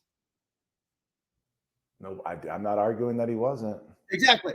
And why was he brought here? To be the starting quarterback over those on the roster during the 2022 season. For sure. That's why. And then you guarantee him? So do you agree that he was guaranteed a job? Who cares? Why well, maybe the kids that are supposed to be learning from him so much he was guaranteed. You still got to be the better football player. What if he came and threw 7 interceptions in every scrimmage? Is he the starting quarterback? No. He's still best quarterback. He proved it. Mike. He didn't prove it. Okay. There's some stuff I'm just staying away from. Because you lost so bad, you can't even dive back in. It's like, all right. What Tim? I didn't even know what did I lose? What did I lose? Well, you didn't lose any money or anything, so let's don't worry about that, right? Since Hartman got all the money, according to you. I jumped on here and I just said, when does a coach decide who's ready to play if they've never played? Because I know all these transfers are ready to play because they have. I'm not arguing that these transfer quarterbacks aren't better. I'm not arguing. What's so upsetting about that? It's not upsetting. It upsets you. It upsets you, Mike, that there was a transfer quarterback coming in. It upsets you. Be honest. Because I don't look that shook. No, it is what it is. I'm just asking. Exactly. So who cares? So move on and enjoy it. Why does it bother you so much? I didn't say that it did, Tim. I think that over time to build a program, you have to get away from a 1-year rental. And I don't know if you agree with that. Do you agree with that? To build a program, you eventually have to have I like to watch Notre Dame win football games, so I like to see the best football players play. So how many games did we win? We didn't even win as many as you thought we would this year, but you still think it was a smart move. Hold on. That's just an opinion. Those are opinions. I predicted they would win 10. Take a deep breath. That's all any of this is opinions. Exactly. It's all opinions. So who gives a rat's ass? All right. Listen. All right. Time out. We are going to go to closing statements from both guys, and then we're gonna move on. I didn't come on here to make it a debate, Tim. I'm just saying. Hold on. It's not a debate, Mike, but you always twist it. You just said I lost. You turned it into a debate. Even this, you're like, well, it's taken them 11, 12 weeks to learn the system. Okay, who cares? Still the starting quarterback. So what does that mean? He should have learned it all on February 5th when he showed up. I mean, come on. No, Tim, all right. Slow down. No, let me finish this. Tim, no, go for it, please. Do. I'm just asking the question is if you're gonna play the quarterback, you said that you're like, they know he's ready. They know he's ready. They want a quarterback they know is ready. I asked you as a coach, how do you know if a kid, and then you went into that story that's going to Washington State and you threw him in there. But then you're making a counterpoint saying you have to play the best quarterback. And it's like, well, there's always going to be a better quarterback coming in through the portal with more experience. So how do you ever throw that sophomore in, like you said, that went to Washington State? How do you make that leap? That's all the question I was asking. Wasn't trying to make it into a debate. And then I'm saying beyond that, like, how do you get off that 1-year transfer? I mean, that's a topic for how do you get off the 1-year transfer carousel? That's all I'm asking. Yeah, those are the decisions Freeman has to decide. My favorite thing is just reading the chat. Goolsby, how could you say that? Goolsby, you are so correct. Tim, how dare you say that? Tim, you are so correct. Singer, do something. Stop them from arguing. Singer, let them go all night. It's just, No, like I said, that's my thing is you're going to get another 1-year rental because he's the best quarterback for sure. No argument, Tim. He has experience, size, athleticism, but most importantly, he has experience. And it's like, okay, well, now going into 2025, you don't have any quarterbacks with any like real legitimate experience. And then you're going to go, of course, go get that guy to be named later because he's a better quarterback. Right? So at which point do we jump off? And that's what I'm saying. Sam was brought here to make some money. And I thought buy Parker and Freeman a little bit more time because it's like, dude, the guy's played forever. He can shoulder some of that burden. That's just my opinion. But that's wrong because, once again, Tommy Rees was the offensive coordinator when he came here. So that is. And I'm arguing that they were on the outs. That's what I'm arguing. How? Since day one. Saban hadn't even called Tommy Rees, so they may have been on the outs. Tommy Rees wasn't interviewing for other jobs. Nick Saban called. That's why he left. He would have been in Notre Dame this year. The year before, he was still looking around because. Well, then that's something we'll just agree to disagree. Sure, that's fine. So, anyways, I'm not upset at you, buddy. I didn't mean to get you. No, I'm not upset. It's just, it's a fun debate, but at the end of the day, it's like. Best guys. Well, you said I lost, and then you said it wasn't a debate. And now you said it is a debate, and I was like, I didn't know we were debating. There is no right answer, and like to your point, one of these days Freeman will make that call. One of these days Freeman will say, "This guy's ready to go play, and we're going to take our lumps." And by lumps, I mean interceptions. I don't mean losses. Because that goes back to the actual quarterback room. Once again, the room is going to be better in 2024. It's going to be better. There's better quarterbacks on next year's roster than there were in 23, than there were in 22. 2024. Go ahead. I was going to say. I mean, that's how we'll develop our quarterbacks. Our young quarterbacks will keep bringing in transfers for them to watch. That's the development plan. Because that's my other question. It's like, how do you actually? People are like, well, that's a selling point. All these guys can watch Sam and they can watch Riley, and I'm like, no, that ain't happening. That's just my opinion. And because they say it at a press conference when asked, tell us about Sam's influence. And be like, oh, he's a great guy, he's a great leader. It's like, of course they're going to say that. Sam's not going back to like, hey, Steve, let's go watch film. That ain't happening. I've never spent 1 second of my life worrying about. Sam doesn't even live on campus. Those other guys still live on campus. Anyway, all right. Let me get out of here. I'm sorry. I didn't mean to. No, I don't know. I had fun just kind of sitting back. I should have got some popcorn. But it was good. Goolsby, I appreciate you popping in, my friend. We got a couple super chats to get to. Truce. This is just a Monday night, Wednesday night. No. I'm fine. I know you're extremely passionate about the transfer quarterback thing. I get it. I get it. I'm not, bro. I'm not even nearly. I don't have the same tie to Angeli. Like we're both of us are going to have to help Singer through this. Like I went through it with Buckner. Like I liked Buckner. Like screw me, right? Like I liked Buckner. So, and I didn't think that Sam was that great of a quarterback. So like maybe Buckner isn't that good. I'm sorry. No, that's why Tyler should never have left. He's one snap away from being the dude. When Tyler was told by Sam that he was guaranteed the job, that's when Tyler did. Just start. Exactly, to start. So I think Tyler, that pissed him off and he left. And in hindsight, maybe it was a bad decision. But then Tyler was also told it was a competition. And then on the other hand, the man himself is telling him, dude, they gave me the job. They promised me the job. So he was like, to hell with it, I'm out.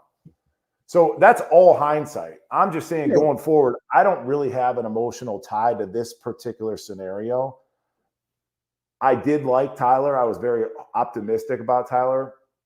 Generally speaking, Mike and Tim, I try to like, all I care about is I want to win football games. Yes, Tim, you know, the better the quarterback, like I get it. But like I also think like big picture, building a program. I think you need a guy that's here for more than 1 year, personally. My last 30 seconds, Mike Singer, is I truly believe those days are done. I think the kids are just going to be coming and going like crazy. Notre Dame's going to be a little different than an Auburn or A&M, let's say. You still got to recruit. You still got to bring in guys. Go back to what loose emoji we talked about, Singer. Make sure you find the right third, because those other guys are going to be filtering out like hotcakes nowadays. Kids are going to be flowing around, leaving. So you recruit your butt off like crazy, but you have to use that portal extension or portal transfer as part of your recruiting class. You have to.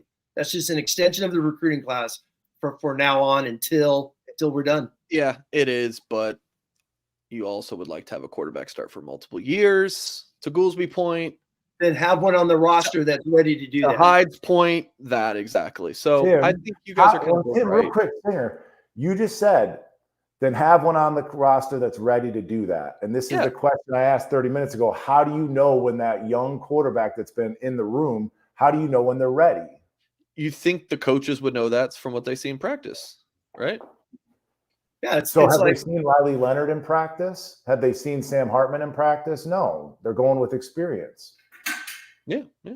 And Riley, they played against him. But they also saw him. They have, all 22 film for those guys for years. So, that's a pretty big dude, thing. if I was a stud quarterback, boys, I would go to if I was like a CJ Carr, man, I would go to freaking Bowling Green, Tim, and I would ball out for 2 years, and I would just be like, who wants me?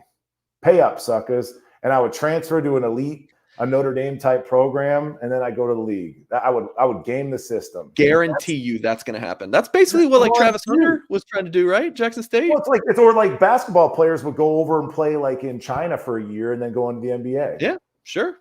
The Washington State quarterback did that. Came from Incarnate Word out down there in Texas, a 1AA, right? And then shots up to Washington State. Now he's getting, rumor is, $2 million bidding war with. It'll be. I love you both. It's just, and we're not even in the off season yet. Kind of. Not technically, but this is the off season now. These bowl games are pointless. I've changed my tune on the bowl games. Tim and I talked about earlier, like the 10 wins is important, but I mean, come on. No, dude, like Mike, 20%, 25% of the roster is going to be gone from the Stanford game, something like that. Hey, crazy town. Well, then find guys to go win, because Notre Dame fans do not want to lose to LSU. No. Goolsby, I'm signing you off, my friend. We're going to read these last few super chats. Goolsby, I love you too, brother, and I will catch you later, Mr. Lumberjack. Fellas. Handsome lumberjack, might I add. Whew. Okay. That was interesting and a lot of fun. My phone's just been lighting up like a Christmas tree over here. I'm just like reading my buddies or texting me. Horka texted me, and everyone's just like, I kind of think they're both right, which is, I think that's a compliment to you both. Always fun. So yeah, JW Wheels posted this earlier. If we get Leonard at quarterback, are we setting ourselves up to be disappointed again? 2022, he didn't play any elite teams. 2023 against elite teams was subpar. Well, I don't know what else to say, but we'll see. Right, Tim? I mean, yes. Yeah, exactly. Well, hey, we're going to know real quick. They go to Texas A&M against Mike Elko. We're going to know real quick.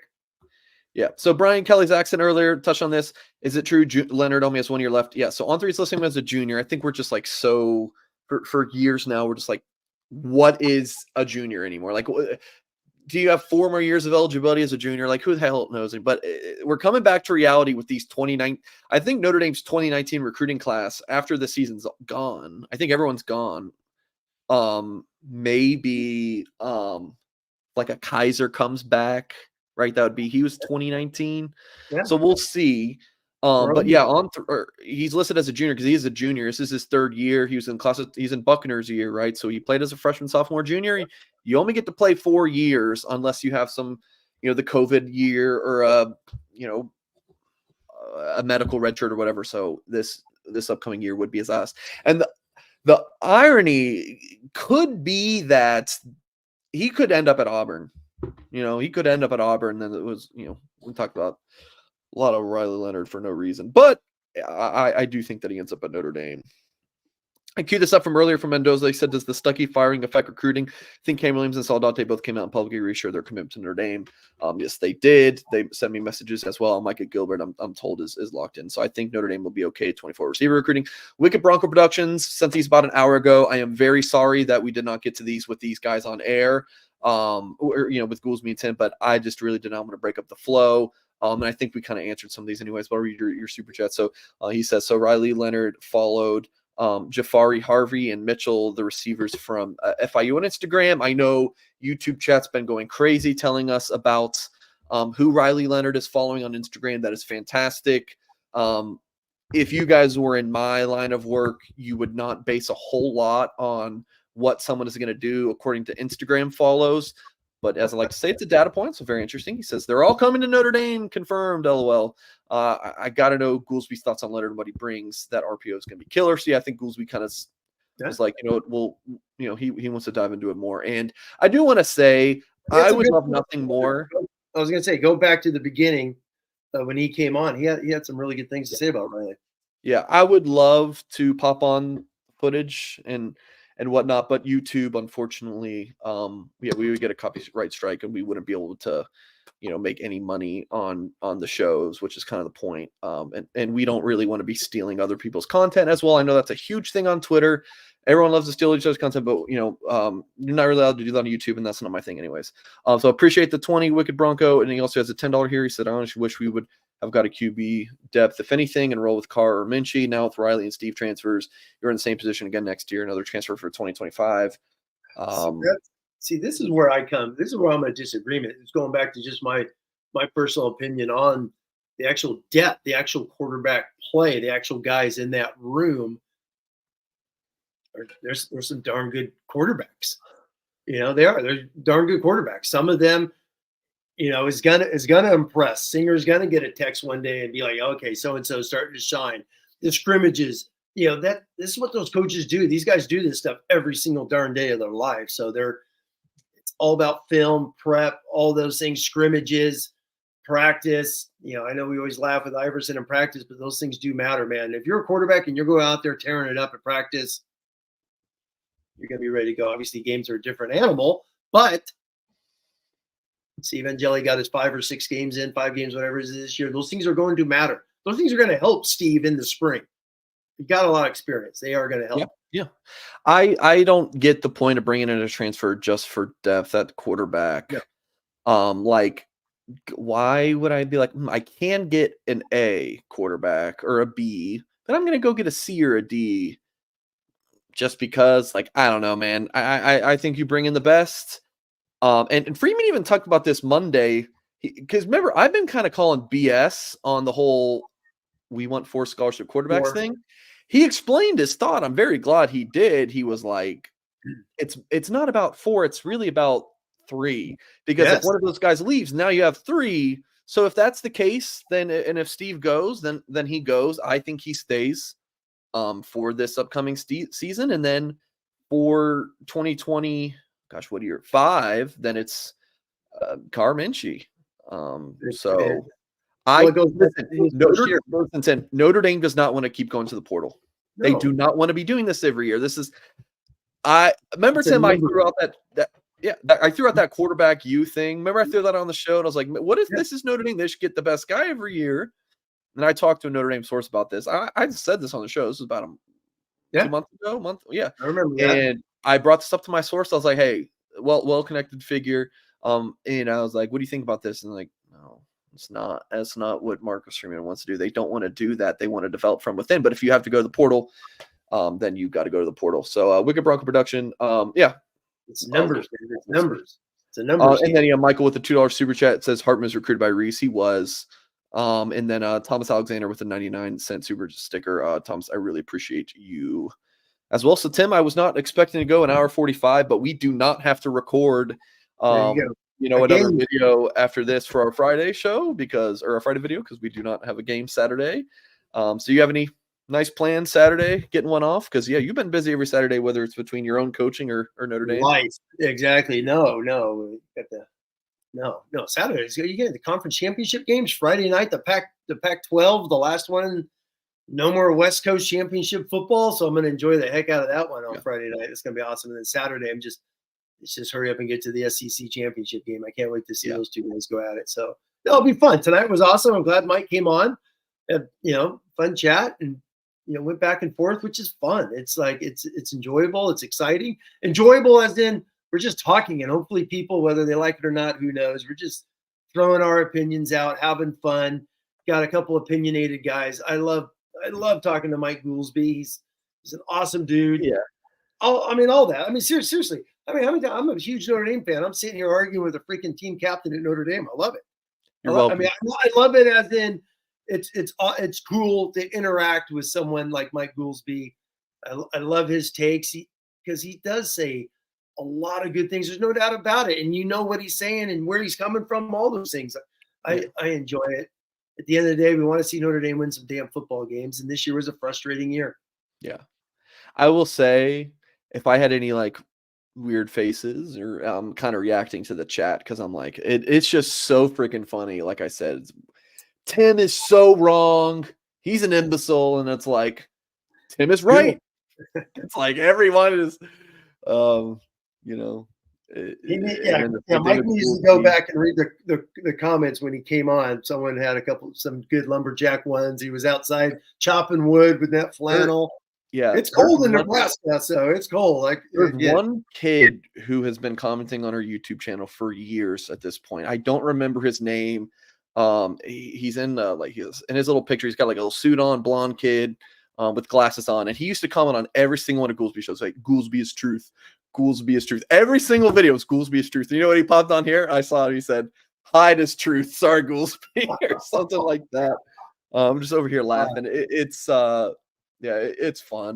And I wasn't paying attention to half of it. I was texting some people and trying to. We're good. No, exactly. Get some information and whatnot. And man, we have 1,000 more of these, Mike. Not, we won't rehash quarterback all the time, but it's just year 3.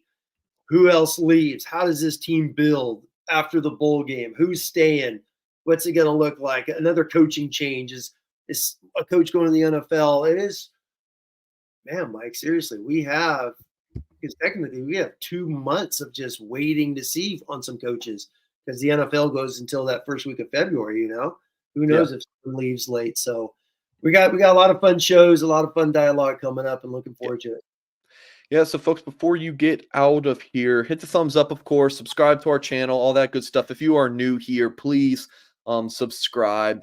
And if you like this kind of discourse and you like getting in the YouTube comments and talking with other Notre Dame fans, maybe you like Tim Hyde and me, well, you're going to want to go to blueandgold.com, and our offer for YouTube audience is $1 for your first 2 months if you're a new subscriber, and the promo code is UND1, the letter U, ND1. So please check that out at blueandgold.com. That'll get you through National Signing Day and into the end of the end of January. So yeah, that'll pretty much get you through silly season. And Tim's on there, posting on the board nonstop. I'm on the board, obviously. Tyler Horka, Kyle Kelly, Jack Sobel, our staff. Goolsby pops on the board sometimes as well. So you guys please check that out if you are interested. Use that promo code UND1.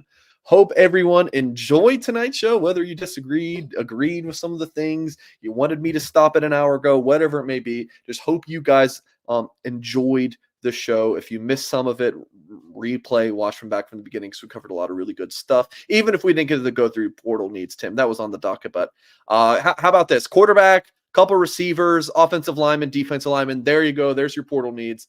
Appreciate you all for watching. And as always, we will catch you next time.